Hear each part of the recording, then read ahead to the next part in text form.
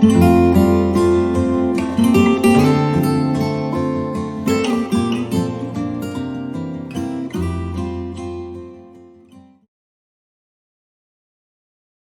suis ravie de vous retrouver ce matin.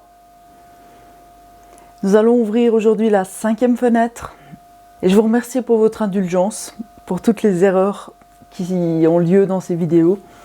Hier, effectivement, je me suis trompée, mais je ne vais pas la refaire. Comme vous l'avez remarqué, il y a parfois quelques bugs. Ma spécialité, c'est l'accompagnement des individus et des organisations au niveau des émotions et des relations. Et ça n'est pas le montage vidéo. Alors merci de me signaler encore quand il y a des erreurs. Comme ça me permet de rectifier pour les jours suivants. Et ça me permet de voir aussi qu'il y a quelques personnes qui suivent. Et ça fait plaisir. N'hésitez d'ailleurs pas à partager sous la vidéo chaque jour.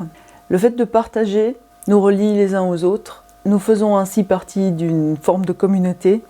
Et ça aussi, ça nous fait du bien. Et ça aussi, ça déclenche des neurotransmetteurs, des hormones qui sont positives pour notre bien-être, pour notre santé. Et si vous partagez, ça me fait toujours un grand plaisir.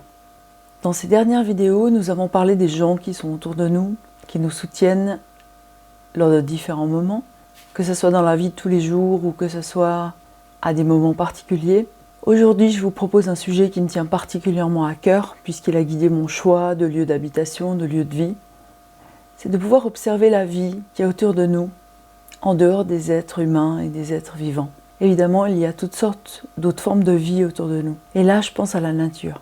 Dans la nature, on a les arbres, on a les fleurs, on a les lacs, les rivières, on a le vent, le feu, l'air, la terre, on a les montagnes. Et il est temps aujourd'hui de porter notre attention et de nous sentir plein de gratitude pour tout ce merveilleux environnement dans lequel nous évoluons tous les jours. Quand nous faisons nos listes de 10 éléments pour lesquels avoir de la gratitude, l'objectif c'est vraiment de ressentir. C'est pour ça que nous nous sommes arrêtés au tout début sur cette sensation. Et là, nous allons évoquer les endroits, les paysages, les fonctions peut-être, comme par exemple les feuilles de tous les arbres qui nous amènent de l'oxygène, les abeilles qui œuvrent constamment pour que la nature autour de nous puisse prospérer et qui en plus, en bonus, nous donne un délicieux miel.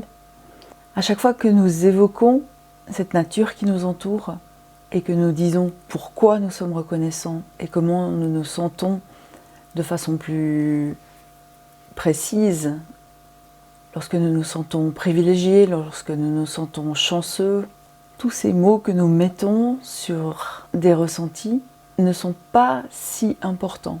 Leur unique rôle, leur unique but, c'est de nous faire ressentir cette émotion.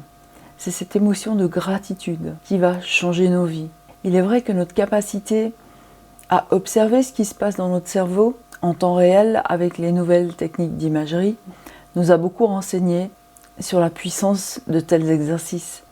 En revanche, cela fait très longtemps, des siècles, qu'intuitivement nous savons qu'être plein de gratitude, c'est l'un des plus merveilleux outils pour pouvoir avoir une vie pleine de sens. Et c'est notamment la raison pour laquelle, dans une grande quantité de religions, les repas sont commencés par une prière pour remercier. En exerçant cette capacité au quotidien, nous ne faisons que la renforcer. Alors, à vos cahiers, pensez à cette magnifique nature qui nous entoure. Pensez à tout ce que la nature fait pour nous au quotidien. Pensez à la pluie, pensez à la neige, pensez à vos souvenirs d'enfance peut-être, avec certaines joies particulières, certaines pluies sous lesquelles nous avons marché ou les flaques d'eau dans lesquelles nous avons sauté. Pensez aux souvenirs d'excursions lorsque vous étiez entouré de paysages fabuleux et remercions ce monde dans lequel nous marchons tous les jours. Car il est vrai que la nature fait de son mieux pour nous épater. Alors, commençons à la regarder vraiment à nouveau. Comme un enfant qui retourne chaque pierre sur son chemin, qui s'émerveille à l'infini devant un escargot. Redevenons plus proches de cet enfant que nous avons aussi été. Je vous souhaite une magnifique journée. À demain.